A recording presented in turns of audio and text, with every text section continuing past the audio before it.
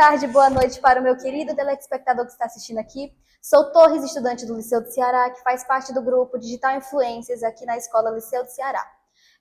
Hoje a gente está com o nosso novo quadro Pode Falar Liceu, que vai ser um podcast voltado com nós, do grupo Digital Influencers, que iremos fazer pergunta aos professores.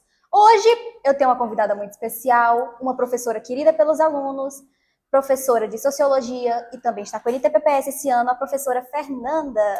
Oi, gente. De antemão, obrigada pelo convite. Muito feliz. Irei fazer perguntas relacionadas ao nosso querido mês de agosto. O tópico é Agosto Lilás. Irei iniciar com a primeira pergunta. Professora Fernanda, qual é a importância do Agosto Lilás na conscientização sobre a violência doméstica e familiar contra a mulher? Esses momentos, né, de campanhas, de meses coloridos, né, todos eles têm assim, uma simbologia muito importante. Eles são muito significativos, porque são momentos... Porque, assim, discutir essas questões sobre violência contra a mulher, impedir, combater, tentar prevenir, deve ser o tempo inteiro, o ano inteiro. Mas por que um mês, né, e por que essa cor?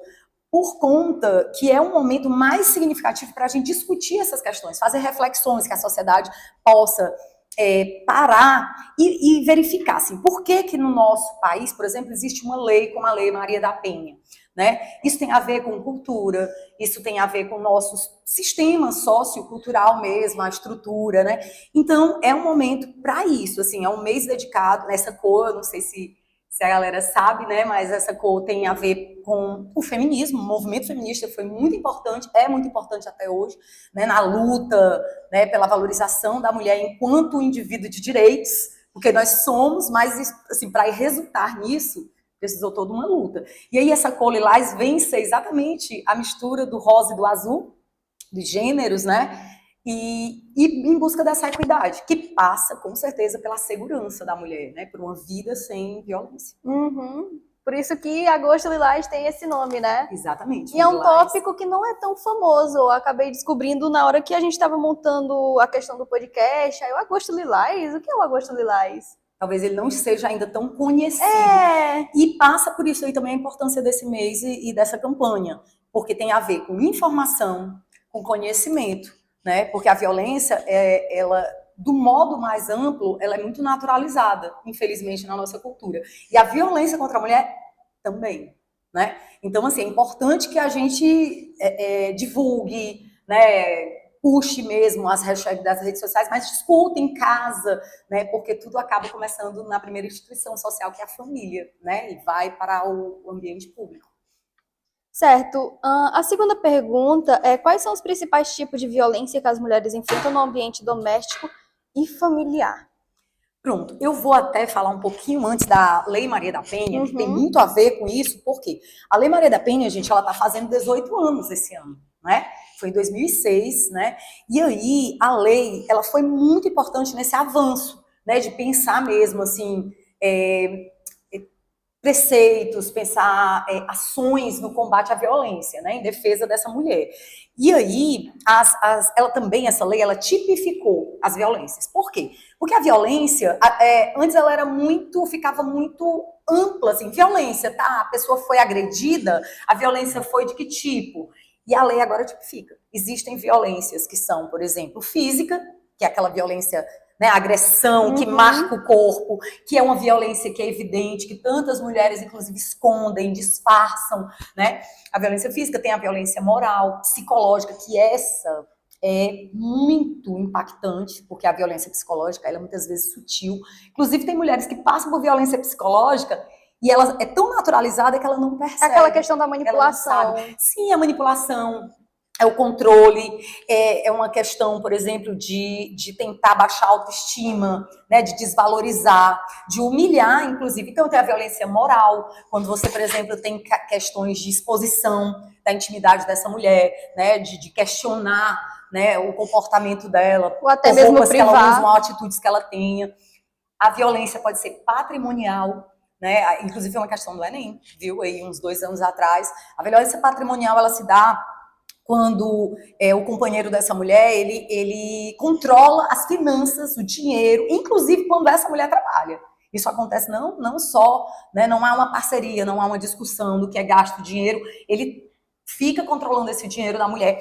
E também, por exemplo, ele pode quebrar, isso acontece muito em fins de relacionamento, incendeia a casa, né, toma pertences, é a violência patrimonial. E a violência sexual, que é uma violência, infelizmente, extremamente, ela acontece muito, né? Ela pode ser o estupro, né? Infelizmente, a violência sexual ela acontece desde com crianças, que isso marca, né, a vida de toda, né, esse indivíduo, essa mulher. Eu acho que, por exemplo, stalking, né, que é esses termos em inglês, assim, mas que em português é perseguição. Isso é um tipo de violência também, muito agora com a história das redes sociais, de quando você tem ali os seus perfis abertos. Então, tem mulheres que são perseguidas. Engraçado que isso aconteceu comigo na década de 90, tá? Nem tinha rede social na época, mas tinha uma pessoa que ligava, que sabia onde eu estudava, que tinha todo... Então, assim, isso não é novo, nada disso, mas foi tipificado. A lei agora esclarece para exatamente punir e, ao mesmo tempo, proteger, né, essa mulher. A terceira pergunta é: de que forma a violência doméstica e familiar impacta a saúde mental da mulher e quais são os principais desafios no acesso a tratamento e apoio psicológico? Por partes, né? O primeiro, por exemplo... A primeira pergunta é: de que forma a violência doméstica e familiar impacta a saúde mental da mulher?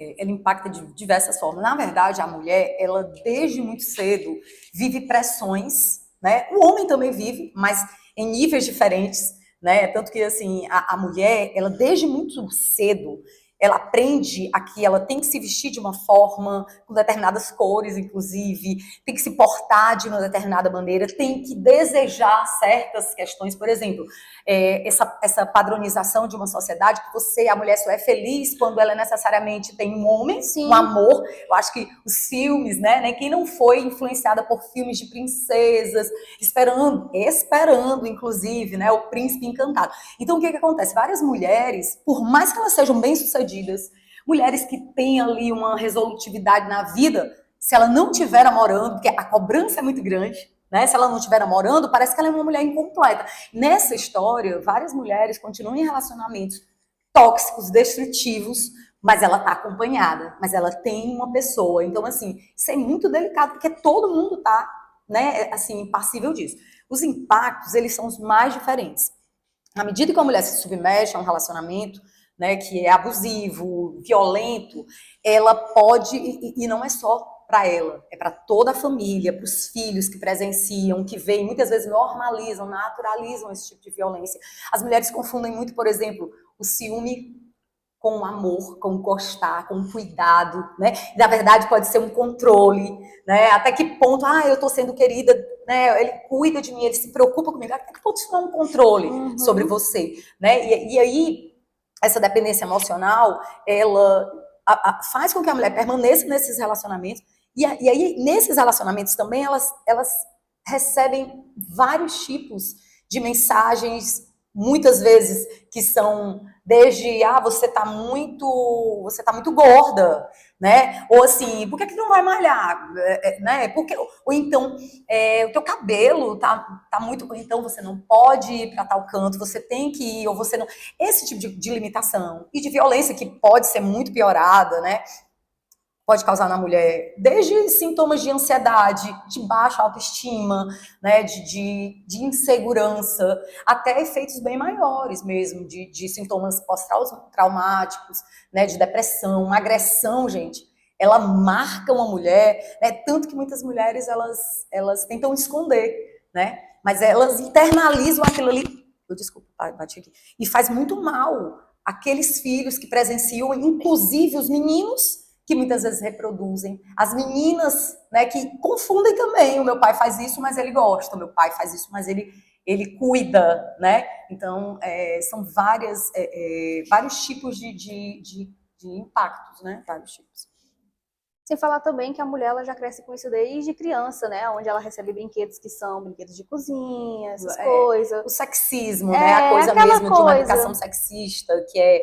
Não, e a base de tudo é isso aí, porque eu acho que mais na frente, mas tinha uma outra pergunta, inclusive... Tinha, assim, e quais são as principais... E quais são os principais desafios no acesso a tratamento e apoio psicológico? Pois é, eu acho que essa pergunta ela é muito interessante porque as respostas elas são assim de duas ordens, eu acho. Uma que é sócio mesmo cultural, o que dificulta, né? A própria mulher, muitas vezes, reconhecer que ela é uma vítima, aí ela não reconhece, ou ela não admite, ou ela não busca ajuda, ela não sai, não quer sair daquele relacionamento. Por quê? Porque ela tem medo, porque ela tem vergonha, porque muitas vezes, inclusive, ela se sente culpada. E os filhos, como é que vão ficar, né? Se essa família, por exemplo, tem filhos. Então, a mulher, ela sofre uma cobrança, principalmente nas instâncias onde que acontece muito, né? Porque a violência, ela acontece em todos os níveis da sociedade, né, em todas as camadas sociais, mas as mulheres que são dependentes financeiramente, elas passam, né, uma situação de maior submissão, e aí é muito problemático. Um outro fator também de entrave, que eu acho que dificulta, são os recortes dentro do campo de gênero mesmo da mulher. Porque a gente fala, quando a gente fala de mulher sofrendo violência, a gente acha que só existe um tipo de mulher, e não. A gente tem que ter os recortes de etnia, do próprio gênero. Por exemplo, a mulher trans. Ela vivencia um tipo de violência que há outras não. Uma mulher negra. A gente sabe que a mulher negra, inclusive, os dados estatísticos mostram isso. Né? A mulher indígena, que tem uma outra cultura, a mulher quilombola, ou seja, percebem como tem assim, diferentes nuances e diferentes. São especificidades, né? Dentro desse campo de gênero, né? Eu acho que esses... E também eu acho que a dificuldade do acesso à informação mesmo, assim, à informação, ao conhecimento, né? Uma cultura que é machista, né? Que a mulher às vezes não confia, não acredita, né? Falta rede de apoio, né? Aí a rede de apoio já existe, mas o acesso a ela, como é que é, né? Eu acho que tem outras questões que a gente vai Você falar sobre fala isso. da Né? questão que a mulher se sente muito pressionada, né, também nesse ambiente, onde ela fica com medo, como a senhora disse. A quarta questão é quais são as principais barreiras que impedem a mulher de denunciar situações de violência doméstica? Pois é, tem muito a ver, né, com aquela questão anterior, sim. Porque as barreiras, elas são, eu acho, mesmo de cunho cultural, principalmente isso. Como assim? A naturalização da violência, né, de mulheres acharem que o cuidado, confundirem esse cuidado com esse controle, né, acharem que ele vai mudar. E tem muita mulher que acha que é redentora. Não, mas eu vou conseguir mudar, ele vai mudar, essa crença. E aí, assim, dificulta, né, todo um trabalho. É tanto que uma denúncia feita, ela não pode ser... Né, não pode se voltar atrás. Então, muitas mulheres dizem, não, eu não vou porque como é que vai ser? Né? E se falta o básico, no caso de uma mulher dependente. Então, eu acho que entra muito nessa questão sociocultural mesmo, da mulher não reconhecer ou ter medo de denunciar, né? De mudar essa vida, porque é uma mudança de vida, né? Radicalmente, ela vai ter que aceitar e mudar, né? A quinta pergunta é como a sociedade pode contribuir para a prevenção da violência doméstica e apoiar as vítimas? Eu acho que isso aqui que a gente já está fazendo já é muito legal, porque eu acho que tem que haver discussão. Só que antes vamos voltar para a questão familiar, de realmente a gente rever como é que é a educação, né? Como é que, por exemplo, numa casa onde tem um menino e uma menina, será que os dois eles desenvolvem as mesmas atividades domésticas, né? Será que normalmente ao menino é dado maior liberdade? Isso tudo é uma reprodução, porque não existe mulher machista, mas as mulheres acabam reproduzindo o machismo, né? E aí ela vai e diz, por exemplo, eu falo muito em sala isso, assim, que quando a gente discute gênero, quando uma menina cai, se espera o quê? A fragilidade feminina. Então, a florzinha caiu, machucou, e a menina, pois é, não sei o que, levanta, vamos limpar. Se o menino cai, levanta a menina para cair de novo. E não pode chorar, a lágrima do menino vem aqui, volta. Esse tipo de educação repressora, que é diferente, esse menino, ele acaba sofrendo, porque no final há uma repressão, e aí já é um outro campo, que é da psicologia, mas há uma repressão de sentimentos, você reprime. A mulher reprime os desejos, o homem reprime sentimentos, e a violência ela vai vindo daí. Por quê? Porque o menino, a ele não tem, é como se ele não tivesse sentimentos por cuidado, né? Quem cuida? A gente brinca de boneca. A menina normalmente recebe a boneca e cuida. O menino, como é que esse cara vai se tornar esse pai? O pai que é afetuoso, o pai que abraça. com certeza vai ser o pai que não vai ser o pai violento. O pai violento, ele vai ser exatamente aquela pessoa mais distante do afeto, né? Então a educação, ela é muito importante. E volto a dizer, eu acho que a gente tem que divulgar essas campanhas, né? Sensibilizar as pessoas e conversar com meninas, mulheres e com os homens. Porque eles são, sim, os agressores, as mulheres são vítimas, mas eles também acabam sendo vítimas desse sistema que é repressor, né, que também faz com que eles, porque assim, a gente sabe que, lá na frente, eu acho que a gente vai dizer, existem também ações voltadas para esses homens que estão arrependidos e querem mudar, porque a gente tem que acreditar também que existem, né, infelizmente, a gente reconhece que é uma minoria, que muitos homens naturalizam muito esse poder, porque isso tem a ver com poder, né, e aí a gente precisa rever a cultura que a gente tem machista, patriarcal, né. Acho que sem falar da questão que se um homem ele acaba se cuidando mais, ele tem mais o hábito de se arrumar melhor. Tu acha o homem? Não, a questão é que, tipo, fugindo um pouquinho do assunto, mas o homem ele sempre vai ser julgado se ele se arrumar mais, se ele ficar mais apresentável. Sim, a questão mais estética, né? Assim, a mulher já se espera e se cobra isso. Ah, entendi, perfeito. Exatamente. Né? Aquele menino, ele também pode sofrer determinadas limitações. Ele pode... Cara, o machismo não é bom para nenhum dos dois. É muito claro. Infelizmente, as pessoas não percebem, né? Isso faz muito. Uhum. A sexta questão é quais são os direitos das mulheres vítimas de violência e como elas podem acessar ajuda e proteção? Pronto, como eu não sou especialista, né, no assunto, eu vou dizer aqui algumas, mas eu fiz até uma pesquisa para a gente até informar e colocar, né. Hoje, gente, no Brasil, é muito importante que se diga, houve um avanço muito grande, tá? Existe um plano nacional de enfrentamento à violência contra a mulher, né? E a partir desse plano que é nacional, existe toda uma rede, tá, de apoio. Inclusive, uma das dificuldades é que às vezes essa rede não é tão conectada, não é tão articulada, mas existem casos, por exemplo, a mulher, ela pode hoje fazer uma denúncia indo a uma delegacia, por exemplo, especializada, a delegacia da mulher. Gente, não existia isso anos atrás. A mulher ficava muito mais intimidada, porque hoje, já pensou você chegar e denunciar que o seu marido, que o seu namorado, né, tá ali fazendo, e você simplesmente tá falando como um homem, que às vezes te trata de forma também arrogante, de forma grosseira. Então ela acaba sendo revitimizada. Hoje, com as delegacias especializadas da mulher, isso está sendo muito interessante, porque a mulher se sente bem mais acolhida, né? Há toda uma formação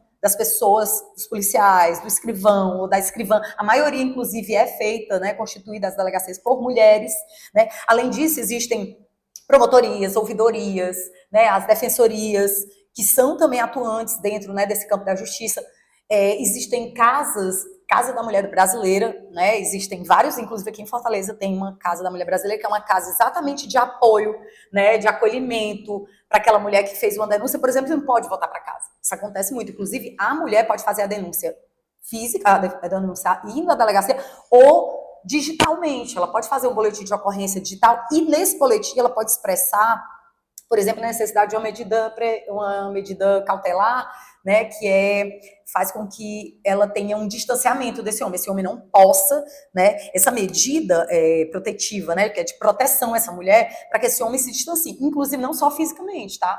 Mas, por exemplo, as redes sociais, né, o contato por telefone. Então, assim, se o homem ele vai contrário a isso, ela tem, por exemplo, ele não pode se aproximar 500 metros dela, vai depender do caso. Porque isso às vezes é uma questão de vida, né? Ela corre um risco de vida. E se ele descumprir, ele pode ir, né, preso automaticamente, ou seja, além da Casa da Mulher Brasileira, existem também centros de referência, existem fóruns de mulheres, existem ONGs, que a gente está falando muito de OGs, né, que são órgãos que são governamentais. E é importante, porque é dever do Estado a proteção da mulher. Mas também existem, né, ações que são não governamentais. E é muito importante que esse aparato todo desses serviços, né, de atendimento, que são de saúde, né, quando essa mulher, ela, por exemplo, sofre uma agressão, porque o médico que vai atender ela não pode ser qualquer médico, né? Vai ter que ser um médico que tem esse olhar, né, mais acolhedor, um psicólogo de atendimento, né, porque tem a assistência social e tem também o atendimento psicossocial. é um psicólogo, tem que ter a via jurídica. É importantíssimo, por exemplo, essa mulher saber os direitos que ela tem, por exemplo, se ela se separa desse homem naquele momento, ela tem prioridades nos serviços públicos, em alguns programas, né, como, por exemplo, ela vai numa defensoria, a defensoria diz, olha, você precisa ficar com seus filhos, né, os filhos ficam normalmente, óbvio, né, esse homem violento tem que ser também distanciado dos próprios filhos, né, e aí a guarda, aquela guarda temporária que vai ficar ali com ela, a questão da própria a vida dela, né, de ser preservada, um tipo de pensão, por exemplo, pensão alimentícia, que normalmente tem um trâmite, vai ser mais acelerado no caso dela. Se essa mulher, por exemplo, trabalha, ela tem direito, inclusive, a se afastar do trabalho durante alguns meses, ainda ganhando, tá, recebendo, por quê? Porque ele sabe onde ela trabalha. Então, aquele lugar é um lugar de muitas vezes pode ser de perigo. Então, o empregador, ele tem que saber que aquela mulher, ela tá também protegida. Se essa mulher, no caso, né, precisa de se ela vai mudar de vida e vai morar em outro lugar, e ela não tem condições, ela tem prioridade, por exemplo, em programas sociais como Minha Casa Minha Vida, tá? O saque do FGTS, ela tem prioridades porque para ela recomeçar a vida de forma segura, de forma digna. Então, tudo isso é importante que as mulheres saibam, porque isso reforça a denúncia, né? Reforça realmente a defesa, né, dessas mulheres. Fernanda, eu queria dizer que infelizmente o nosso programa está chegando ao fim, onde eu só tenho mais uma pergunta que é a última, que é quais políticas públicas e iniciativas estão em vigor para combater a violência contra a mulher? Eu acho que essa questão já foi contemplada na anterior, porque eu acho que a gente pode até fazer tipo assim, será que ficou, será que deu para ouvir? Enfim, eu acho que essa pergunta ficou muito em consonância com a anterior, porque eu acabei falando, né, da rede de proteção, de vários órgãos, né, eu queria só para finalizar, falar duas coisinhas. Uma é sobre a questão da importância da gente ter acesso, estudar aulas, né, sobre o assunto, porque além de casa, a gente na escola também, né, tem que repercutir. E, por exemplo, eu vou indicar aqui alguns filmes e livros e séries, de repente, que estão nessa pauta, tá? Por exemplo, tem 2 livros que eu separei aqui, que eu acho muito legal. Um é de uma escritora nigeriana, a Chimamanda Adichie. Ela escreveu Sejamos Todos Feministas, né? E aí é muito legal, todos temos que ser feministas. Todas, né? No caso, mulheres. E Quem Tem Medo do Feminismo, da Djamila Ribeiro, tá? São 2 livros interessantes e livros muito bacanas, assim, de ler. De filmes, tem um que eu vi recentemente, que é A Garota Silenciosa, é um filme irlandês, que concorreu inclusive ao Oscar. É muito delicado, é um filme que não mostra a violência explícita, mas o quanto que a violência muda, né? Uma menina, que no caso é uma, né, criança, uma adolescente. Então tem A Garota Silenciosa. E de série, eu peguei uma internacional, uma norte-americana, que é a Maid. Não sei se vocês já viram. Maid, ela é muito interessante, até para a gente conhecer o sistema de rede de apoio lá nos Estados Unidos, que é a história de uma menina com uma filha que passa por uma situação também de violência, principalmente psicológica, né? E aqui no Brasil, recente, eu vi uma série brasileira que é Pedaço de Mim, que mostra até a Juliana Paz, que faz assim, um papel de uma mulher que é vítima e continua revitimizada, né, pelo próprio marido, né, pela sociedade, enfim.